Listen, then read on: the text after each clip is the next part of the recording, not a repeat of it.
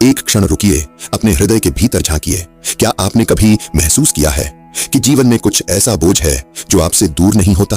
वह बोझ, वह पीड़ा कहीं ना कहीं आपकी अपनी गलती का फल नहीं है क्या? हम अक्सर सोचते हैं, मैंने तो ठीक किया, मैंने तो गलत नहीं किया, पर फिर भी वही दर्द, वही बेचैनी, वही असहजता बार बार हमारे जीवन में लौट आती है। कभी कभी यह हल्का सा डर बन जाता है, कभी कभी भारी अंगीकार। और जब हम अपने गुरु, अपने सच्चे मार्गदर्शक की बातों को न समझें या अनजाने में अवज्ञा कर बैठें, तो क्या उस अनजाने कर्म का फल जीवन भर हमें सहना पड़ता है? सोचिए, जब आप नीरव रात में अपने कमरे में अकेले बैठते हैं, जब आपके मन की गहराइयों में सवाल उठते हैं, मैंने क्या सही किया? क्या मैं खो गया हूं? क्या भगवान मुझसे दूर हो गए हैं? वही पल, वही क्षण है जब हृदय की गूंज आपको भीतर की ओर खींचती, और उसी भीतर की गहराई में गुरु की अवज्ञा और उसके प्रभाव का असली सवाल छिपा है। आप सोच रहे होंगे, क्या सचमुच मेरे जीवन में हुई भूलें, मेरे कर्म, मेरे गुरु की अवज्ञा का फल मुझे जीवन भर पछताना होगा? मित्रों, आज हम इसी सवाल को खुले हृदय से समझने की कोशिश करेंगे, बिना डर, बिना अपराध बोध के, सिर्फ सच्चाई के प्रकाश में। तो चलिए एक गहरी सांस लें, अपने हृदय को खोलें और इस यात्रा की शुरुआत करें, जहां हम देखेंगे कि गुरु की अवज्ञा का फल सिर्फ एक डर नहीं, बल्कि आत्मज्ञान का मार्ग भी हो सकता है।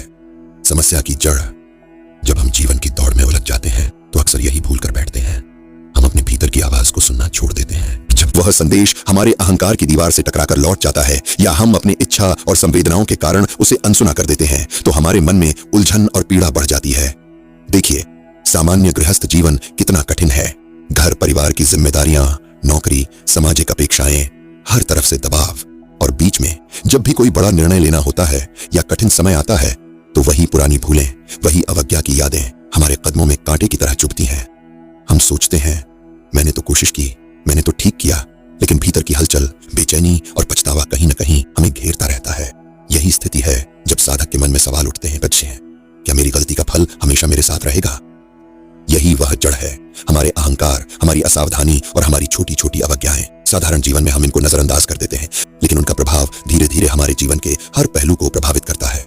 अब आप सोच रहे होंगे, क्या इसका कोई उपाय है? क्या इससे मुक्ति संभव है? यही हम अगले भाग में देखेंगे, क्योंकि प्रेमानंद जी महाराज हमेशा कहते हैं, समस्या को जानना ही समाधान की पहली सीढ़ी है। संत दृष्टि से उत्तर, जीवन में हर उलझन का मूल वही है, हमारा अपने अहंकार और अपेक्षाएं।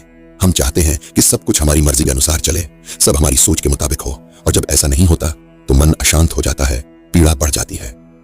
प्रेमानंद जी महाराज कहते हैं, सच्चा शिष्य वही है जो गुरु की बात को केवल सुनता नहीं, बल्कि अपने हृदय में उतारता है। जब शिष्य अपने अहंकार को छोड़कर गुरु की वाणी को अपनाता है, तभी संकट भी मार्गदर्शन बन जाता है। सोचिए, जैसे एक बच्चा अपने माता पिता की बात सुनकर सही निर्णय लेना सीखता है। यदि वह अपनी जिद में अड़ा रहे तो चोट लगती है, गिरता है, पर चोट से सीख भी मिलती है। उसी तरह गुरु की अवज्ञा में जो फल आता है, वह केवल दंड नहीं है, वह चेतावनी है, वह अनुभव है जो हमें जीवन में सही दिशा दिखाता है। हम अक्सर अपने भीतर की आवाज पर ध्यान नहीं देते, हम बस कर्म करते हैं, निर्णय लेते हैं और गलतियों का बोझ अपने जीवन में लिए चलते हैं। संत दृष्टि से कहें तो यह बोझ केवल इसलिए है कि हम सीख रहे हैं, समझ रहे हैं और धीरे धीरे अपने अहंकार से मुक्त हो रहे हैं। एक सरल उदाहरण ले लीजिए, यदि कोई शिष्य रोज गुरु के बताए नियमों का पालन नहीं करता, ध्यान नहीं लगाता और केवल अपने विचारों में उलझा रहता है, तो जीवन में जो असफलता या कठिनाई आती है, वह उसके लिए चेतावनी है। यह उसे अपने मन को सुधारने, अपने कर्मों की जिम्मेदारी समझने का अवसर देती है। इस दृष्टि से कोई भी अवज्ञा या भूल जीवन का अंत नहीं, बल्कि जीवन की शिक्षा है। संत प्रेमानंद जी हमेशा कहते हैं, कैसे हैं, असली पाप वह नहीं है जो हम भूल से करते हैं, असली पाप वह है जब हम उससे सीखने को तैयार नहीं होते। गुरु और ईश्वर का संबंध, पर गुरु केवल व्यक्ति नहीं, वह दिव्य दृष्टि है। जैसे सूरज अपनी किरणों से अंधकार को दूर करता है, वैसे ही गुरु की कृपा हमारे अज्ञान और भ्रम को मिटाती है। प्रेमानंद जी महाराज कहते थे, गुरु और ईश्वर का संबंध इतना गहरा है कि गुरु ही हमें ईश्वर तक पहुंचाने का मार्ग दिखाता है। जब कोई शिष्य भूलकर गुरु की बातों की अवहेलना करता है, तो केवल गुरु से नहीं बल्कि उस दिव्य मार्ग से दूर होता है। पर यह दूरी स्थायी नहीं होती। गुरु की कृपा बड़ी अंतर्निहित होती है, वह हर समय हमारे भीतर मौजूद रहती है। बस हमें उसे महसूस करने के लिए अपनी भावनाओं और अहंकार को शांत करना होता है। समर्पण का अर्थ केवल बाहरी आज्ञा पालन नहीं है, यह हृदय का समर्पण है, जहां शिष्य अपने अहंकार, अपेक्षाएं, अपनी इच्छाओं को गुरु और ईश्वर के चरणों में सौंप देता है। जब यह समर्पण होता है, तब कोई भी भूल या अवज्ञा जीवन में स्थायी प्रभाव नहीं डालती। सोचिए, यदि एक व्यक्ति अपनी आंखों से सूरज की रोशनी को देखे, लेकिन हाथ से उसे पकड़ने की कोशिश करे, तो क्या रोशनी कम हो जाएगी? नहीं। उसी तरह गुरु और ईश्वर की कृपा शिष्य के भीतर हमेशा रहती है, केवल उसे समझने और अपनाने की देर होती है। प्रेमानंद जी महाराज हमेशा कहते हैं, शिष्य की भूलें ईश्वर के मार्ग में बाधा नहीं बल्कि एक अवसर है। अवसर अपने भीतर झांकने का, अपने अहंकार को पहचानने का और फिर सही मार्ग पर लौटने का। अब हम वास्तविक जीवन के उदाहरण के माध्यम से देखेंगे कि कैसे साधक या गृहस्थ अपनी भूलों के बावजूद गुरु की कृपा से मार्ग पा सकते हैं। यह आपके हृदय को गहराई से छू जाएगा। सोचिए, एक साधक है, नाम है रामानंद। वह गांव का सामान्य व्यक्ति था, घर परिवार की जिम्मेदारियों में उलझा और अपने जीवन के लिए उत्सुक। उसने बचपन से ही गुरु की बातें सुनी थीं, पर कभी कभी अपने अहंकार और व्यस्त जीवन के कारण उन पर ध्यान नहीं दिया। एक दिन वह बहुत परेशान हुआ। घर में कर्ज, बच्चे की पढ़ाई, नौकरी की चिंता, सब उसके ऊपर भारी पड़ रहा था। उसने अपने मन से कहा, गुरु की बातों में ही समाधान होगा, पर अपने अहंकार के कारण वह सीधे तौर पर गुरु के पास नहीं गया। उसने अपने तरीके से समस्याओं को हल करने की कोशिश की और विफल रहा। उस रात जब वह अकेले अपने कमरे में बैठा, उसने हृदय से रोना शुरू किया।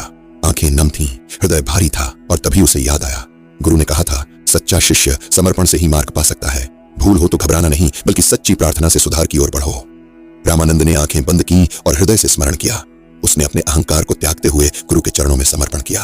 अगले कुछ दिनों में जो रास्ता उसने अकेले ढूंढने की कोशिश में अटक गया था, वह सरल और स्पष्ट हो गया। घर के छोटे छोटे संकट हल होने लगे, मन शांत हुआ और उसे महसूस हुआ कि गुरु की कृपा हमेशा उसके साथ थी। बस उसे अपनी भूल और अहंकार पहचानने की देर थी। यही जीवन की सरल सच्चाई है। गुरु की अवज्ञा का फल केवल तब भारी होता है जब हम सीखने को तैयार नहीं होते, और जब हम सीखने को तैयार होते हैं तब वही गलती हमारी सबसे बड़ी शिक्षा बन जाती है। अब हम देखेंगे कि शास्त्र और संतवाणी इस विषय पर क्या कहती हैं और हमें कौन कौन से मार्गदर्शन मिलते हैं। शास्त्र और संतवाणी संदर्भ। जीवन में जब भी हम भूलते हैं, गुरु की बातों की अवज्ञा करते हैं, तो शास्त्र हमें यही बताते हैं कि भय और अपराध बोध का अर्थ केवल सीखने की प्रक्रिया है। गीता में भगवान कृष्ण कहते हैं, कर्मण्येवाधिकारस्ते मां फलेषु कदाचन मां कर्मफल हेतुर्भूर्मा ते संगोस्त्व कर्मणि। साधारण शब्दों में इसका अर्थ यह है कि हमें केवल अपने कर्म करने का अधिकार है, फल पर नहीं। जब हम गुरु की अवज्ञा करते हैं तो उसका फल स्वतः हमारे सामने आता है। यह दंड नहीं बल्कि हमारे कर्म का परिणाम है। गुरु की वाणी हमें यह सिखाती है कि कर्म को समझदारी और समर्पण के साथ करना चाहिए, न कि केवल अपने अहंकार के अनुसार। भागवत में भी एक कथा आती है, जब शिष्य अपने छोटे छोटे स्वार्थ और इच्छाओं में उलझकर गुरु की बातों को अनसुना करता है, तब जीवन में कठिनाई आती है, पर वही कठिनाई उसे भीतर झांकने और ईश्वर के मार्ग पर लौटने का अवसर देती है। प्रेमानंद जी महाराज कहते हैं, शास्त्र और संत की वाणी हमें यह याद दिलाती है कि हर गलती और हर अवज्ञा का अर्थ केवल यही है कि हम अपने मन और हृदय को समझें। दुहक हमें ईश्वर और गुरु की ओर खींचता है यदि हम उसके संदेश को सुनने को तैयार हों। शास्त्र और संतवाणी दोनों हमें यह स्पष्ट बताते हैं, गुरु की अवज्ञा का फल केवल चेतावनी है, सीखने का अवसर है और मार्ग पर लौटने का संकेत है। अब हम आगे बढ़ेंगे और देखेंगे कि इस अनुभव से आंतरिक परिवर्तन कैसे संभव है और साधक का मन कैसे बदल सकता है। आंतरिक परिवर्तन का मार्ग। जब हम अपने भीतर झांकते हैं और अपनी भूलों को पहचानते हैं, तभी असली परिवर्तन की शुरुआत होती है। प्रेमानंद जी महाराज हमेशा कहते थे, बाहरी परिवर्तन तभी स्थायी होता है जब भीतर की दुनिया शुद्ध और स्पष्ट हो। सबसे पहले अपने मन की उलझनों को देखें। जहां डर, अपराध बोध या पछतावा है, उसे नकारने की कोशिश मत कीजिए, बल्कि उसे समझें। हर भावना एक संदेश देती है। यहां बदलाव की आवश्यकता है।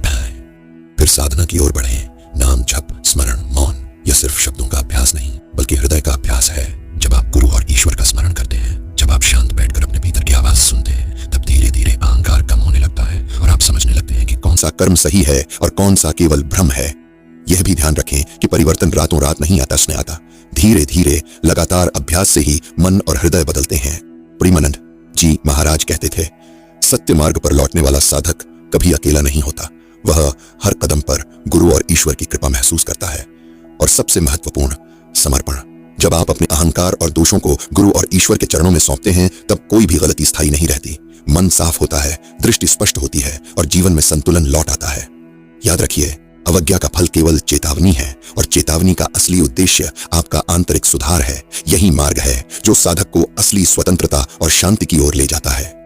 चेतावनी और सावधानी।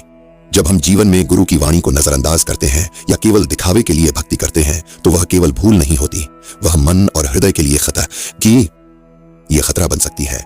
प्रेमानंद जी महाराज हमेशा कहते हैं, जो दिखावे में भक्ति करता है वह स्वयं को और दूसरों को भ्रम में डालता है।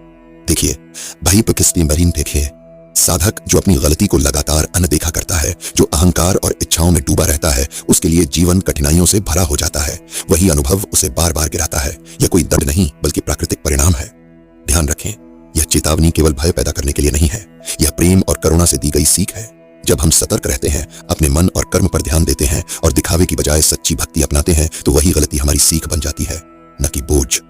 प्रेमानंद जी महाराज अक्सर कहते हैं, साधक को चाहिए कि वह अपनी भक्ति और साधना में निरंतर सचेत रहे। छोटी भूल भी बड़ी परेशानी का कारण बन सकती है अगर हम उसे पहचान कर सुधारने की कोशिश नहीं करते। इसलिए हर कदम पर सावधानी रखें, अपने मन, अपने विचार और अपने कर्म को निरंतर परखते रहें। दिखावे में न फंसें, दूसरों के कहने पर न चलें, अपने हृदय की आवाज को सुनें, गुरु की वाणी को अपनाएं और जब भी गलती हो उसे स्वीकार कर सुधार की दिशा में बढ़ें।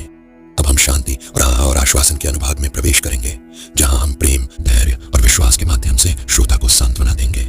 शांति और आश्वासन। जीवन में चाहे कितनी भी भूलें क्यों ना हो जाएं, चाहे कितनी भी अवज्ञाएं क्यों ना हो, याद रखिए भगवान और गुरु कभी दूर नहीं होते। प्रेमानंद जी महाराज कहते हैं, जिस हृदय में सच्चा समर्पण है उसके लिए कोई भी कठिनाई स्थायी नहीं। ईश्वर और गुरु की कृपा हर समय उस हृदय के साथ रहती है। सोचिए, जैसे अंधकार में दीपक केवल जलता है पर उस दीपक की रोशनी कभी कम नहीं होती, उसी तरह आपकी भूलें, आपकी अवज्ञाएं, ये केवल अस्थायी अंधकार हैं। यदि आप अपने मन को शांत करें, अपने हृदय को खुला रखें और गुरु ईश्वर का स्मरण करें, तो वही अंधकार ज्ञान और शांति में बदल जाता है। साथ ही धैर्य रखना बहुत महत्वपूर्ण है। प्रेमानंद जी महाराज कहते हैं, शिष्य को चाहिए कि वह अपने भीतर की हलचल में भी स्थिर रहे। समय, साधना और विश्वास, ये तीनों मिलकर मन को स्थिर करते हैं और जीवन को शांति प्रदान करते हैं। करुणा और प्रेम का अनुभव भी इसी प्रक्रिया में आता है। जब आप अपने भीतर झांकते हैं, अपनी भूलों को समझते हैं और फिर उन्हें सुधारने की ओर कदम बढ़ाते हैं, तो जीवन में आनंद, संतोष और असली भक्ति लौट आती है। शांति केवल बाहर की परिस्थिति में नहीं बल्कि भीतर की स्थिति में है। गुरु और ईश्वर की कृपा आपके भीतर हसाई तर हमेशा मौजूद है। बस उसे महसूस करने के लिए मन को खुला और विश्वास से भरा होना चाहिए। आज हमने देखा कि जीवन में गुरु की अवज्ञा केवल दंड या कठिनाई नहीं है, यह एक चेतावनी है, एक अवसर है जो हमें अपने भीतर झांकने, अपने अहंकार को पहचानने और अपने मन को सुधारने का अवसर देती है। प्रेमानंद जी महाराज कहते हैं, सच्ची भक्ति वह है जो भूलों के बावजूद भी अपने हृदय को गुरु और ईश्वर के चरणों में समर्पित रखे। हमने देखा कि शास्त्र, संतवाणी और वास्तविक जीवन के उदाहरण सभी यही बताते हैं। भूलें और अवज्ञाएं हमें गिराने के लिए नहीं बल्कि हमें सही मार्ग पर लौटने और सच्चे आत्मज्ञान की ओर ले जाने के लिए हैं। अब सवाल आपके हृदय से उठता है, क्या आप अपने भीतर की उन छोटी छोटी अवज्ञाओं और गलतियों को पहचानते हैं? क्या आप उन्हें सुधारने और अपने मन को शुद्ध करने का संकल्प लेने को तैयार हैं? बस है, मैं आपसे ये पूछना चाहता हूँ, अपने जीवन में आपने किन किन अवसरों पर गुरु की बातों को अनसुना किया और क्या आपने उन अनुभवों से कुछ सीखा? नीचे कमेंट में अपने अनुभव साझा कीजिए, क्योंकि जब हम अपने अनुभव साझा करते हैं तो सिर्फ हम ही नहीं बल्कि अन्य साधक भी उनसे सीख पाते हैं। याद रखिए, जीवन में कोई गलती स्थायी नहीं होती जब हम उसे समझने और सुधारने का साहस रखते हैं। गुरु और ईश्वर की कृपा हमेशा हमारे साथ है। हर अवज्ञा एक नया अवसर है और हर अवसर हमें हमारे सच्चे आत्मा के करीब ले जाता है। आइए इस विचार के साथ अपने हृदय को खोलें, अपने मन को शांति दें और प्रेम और विश्वास के साथ जीवन की हर चुनौती का सामना करें।